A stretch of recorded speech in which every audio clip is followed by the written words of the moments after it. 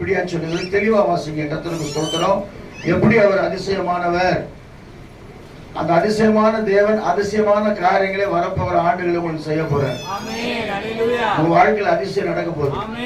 உன்னை அதிசயங்களை காண பண்ணுவேன்.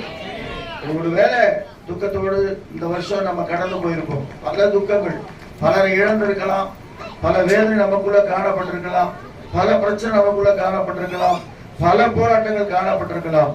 நான் விசுவாசிக்கிறேன், ஆண்டவர் சொன்ன காரியம் சொல்லிடுறேன். எல்லாரையும் கர்த்தர் செய்ய போறாரு, விடுவிக்க போறாரு.